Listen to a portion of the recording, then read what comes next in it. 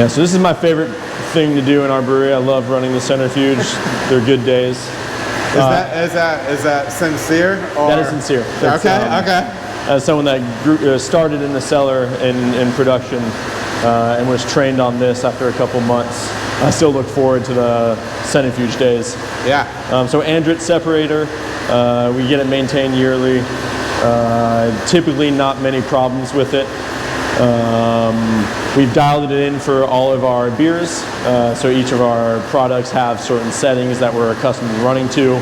Again, with that piece of software, we're recording and tracking clarity units, volumes, speeds that we're running it at, how much we're dumping, how many times we're dumping, able to compare every batch of beer that we run through this in a historical context.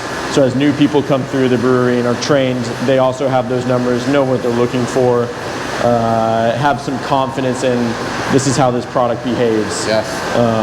And we've really dialed this thing in over the last 7-8 years, and especially the last 5 years that I've been here. So we'll pump product in again through our flow panels. Okay. We typically have a pump at our tank, and then from the pump at the tank through this flow panel, running through the separator, and then out the outlet, and then straight into our bright tanks.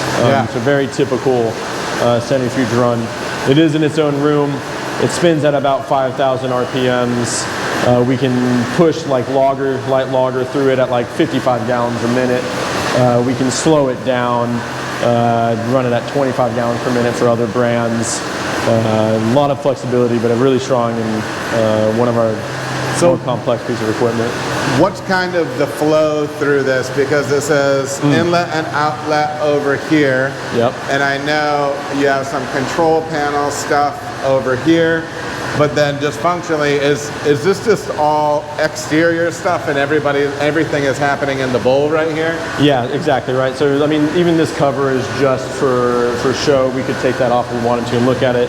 All the dangerous and scary bits are in there. Yep. We obviously can monitor it as it goes. Both it's like how much it's pivoting in place. Obviously there are sensors here to shut it down if it starts spinning too fast or out of whack. We have mud pumps on it, but yeah, most things are encased and protected. A lot of like safety standards in place so that no one gets hurt and nothing. If anything is wrong, it'll kill itself before it misfires. Sure. Okay, so spinning through there, separating things out, and then on into the cellar, which we've had a stroll through. And then it looks like you're at least dialing up or getting very close to packaging some Psychopathy right now? Yeah, it looks like Psych's running down the line right now. We can go take a look at how that machine's going. So filling right here. So how many heads I'm saying? So it's 24 heads. 24 heads. Look at me answering my own questions. It's all neatly labeled right here as they go through. It's a rotating head filler, 24 heads. Yep. Counter pressure, I'm assuming. Yep. Yeah. Yep. And so everything is feeding right down this line here. You can see empties coming in, and then they have like that star head right here that fills through. How many cans a minute does this do? I think we could get up to like 200. Yeah. I don't think we typically do. Yeah. But yeah, you can push out a whole bunch of cans. What are the biggest pain points with operating something like this? Typically it's going to come from the changeovers of the equipment. So we run a lot of different can sizes. The 12 ounces, the 12-ounce slims, 16 ounces and 19.2s. And so changing all of these fillers and getting it dialed in correctly is definitely going to be the point that causes the most agony or pain. Yeah. And so fill is happening right here, and then lids are being dropped. Is it within this, or is it the next So you thing can see it starts the feeding down here, follows up and goes around. We're filling all of our lids. Oh, and it's right here too. I see. So this feeds all the way down. When I was at Dayton Warped Wing. Oh yeah. They had this other one where it was just all like individual channels that they would fill, and then it rolls around. So somebody has to be here loading this. So we'll have one of our packaging operators keeping an eye on this. Yeah. I think we're going through a little bit of woe with some part. Maybe we're just overfilling, but yeah, people are paying attention to this, and we can walk that way and take a little gander. Here, spin up. I think the biggest thing that everyone likes when they come and tour the facility is our big robot depalletizer. Yeah. I see your little QC station right here for piercing and DO. Yeah, so this stuff is really that. mandatory. Oh, you know what I mean? It's not something you can play with when you're sending beer all over the place. No, and I mean, our team on the packaging side is also taking samples of finished product throughout the run, and then measuring those can seams at the end of the day, end of the week. So we're seeing at every point in our canning run, are we seeing the same results across the board, or are we worried about a certain portion of the cans that got pushed out? Sure. And just for people that don't know, are these, what are we talking about with these right here? So these go on when we're running CIP to the bottom of our can fillers over there, so that nothing gets damaged during. So it can flow through it. Exactly. It creates a seal on that. Nice. Very cool. Lambricks. Keg washer, keg keg filler. Yep. The whole thing. This one might be identical to very similar to what we ran at Sonder.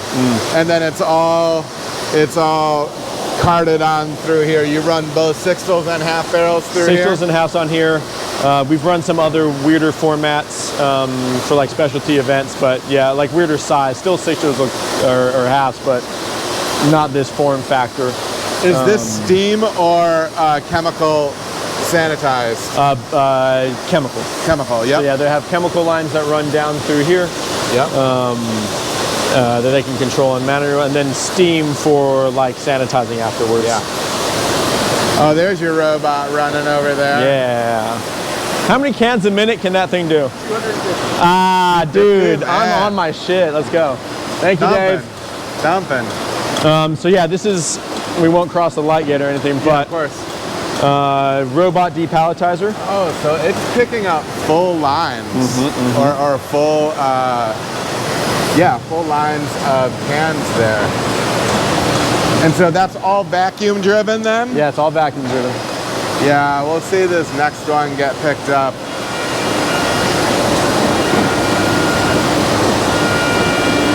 Am I okay standing here? Yeah, you're good. Okay, all right. Very cool. And then that feeds these through right here. And then this runs all the way over to pack off, and we can see this. We can see this coming off the keg line here too. This goes over. A robotic flipper, so no one's hurting their back. Yeah. Pretty sweet. And then pack off on this side. Yes, sir. I always love. Well, I forget what these are called. The little lift thing for the. What is it called? No. It's a lift. It's a large lazy Susan. I tell you what, man, those things, people can overlook how beautiful things like that are. Yeah. I tell you what, man, it's a game changer when you're pulling these things off all day. I would hate if this was just a big block. Oh yeah, yeah. I'm 5'5", I can, Well, people don't realize that you're doing like little mini deadlifts all day long with 30 pounds. And you're going to have those hamstrings screaming by the end of the day. Yes, sir. I know, man. Yes, sir. Absolutely. And then he's palletizing over here, or he's wrapping over here. Yeah. Palletize here, wrapping there. Jason will normally operate. We can take a, do you mind if I open this real quick? It probably doesn't look great in there. It doesn't look great in here, but we'll take All a quick cold peek. product goes in? Yep. Yeah. And we aim high. Oh, you're fine. It's fine. It's beer stacked, man. It's beer, it's stacked beer. It's beer stacked. Absolutely. So our team, packaging team also manages our distro, so they know when pickups are coming, drop-offs are happening, and they keep this space nice and organized based on what's happening through the week.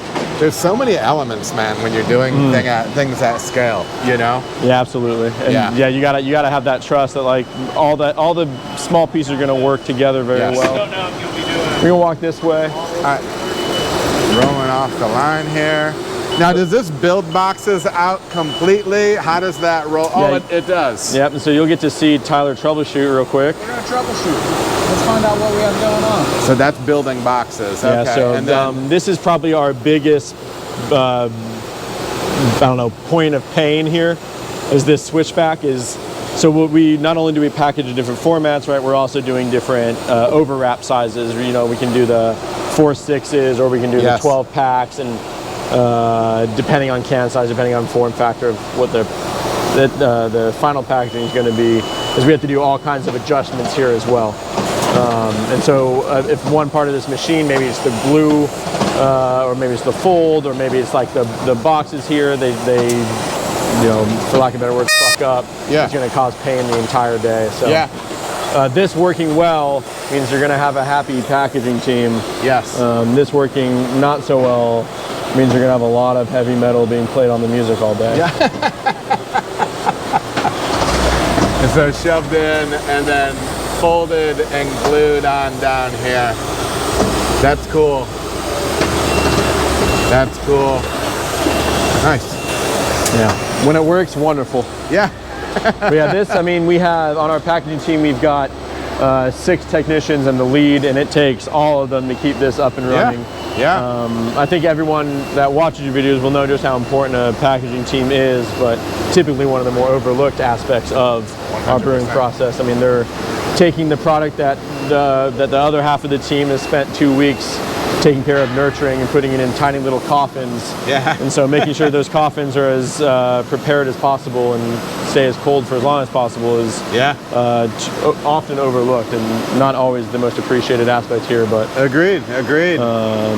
So pack tech side of things right here, and then so application happens right here. So you can see applied here and queued up over here. Very cool. And then just loading stacks in through right here and sliding down. All the boxes. Yep. Ready and waiting. Like I said, while we've got people off packing, we've got people kegging, we've got people monitoring tank levels, making sure that all the equipment's operating as it should, filling the can lids. This is a very involved part of our process. For sure. Especially, like I said, you can put out 200 to 250 cans a minute. We're very limited. I think our keg line can only do like 25, 30 kegs an hour. And so even if it's one person doing that, you know, we're still trying to make however many 6-stools and half barrels, because that's still a big part of our distribution footprint, is getting to bars and restaurants. So this is as involved as it could be. Well, and like you said before, all these things are great to have, but the more stuff you have, the more stuff can go wrong. Like when I was at Sonder, it was the first time that I worked with a lot of automated stuff, and you realize how much work compressed air does and different things like that. And when I was at Cartridge, if compressed air didn't work, the keg washer wouldn't work. And that was almost, and the filler. Those are the only 2 things that wouldn't work. But when you get into a situation like this, you know, that stuff is really the lifeblood of what is happening. In, you know, those supply inputs, and then there's obviously the machinery itself, you know, so. Yeah, we have 2 compressed air generators here, and we can operate with 1. So if one needs to go down for maintenance, but if we lose compressed air, this facility kind of halts. It stops. You're toast. Stops brewing operations. It stops stuff in the cellar. It's a very. You don't realize how integral it is until it goes down, and you're like, why don't I have enough pressure behind this line? Why won't my Pondorf knife gate open? What's going on with the filling machine? Awesome.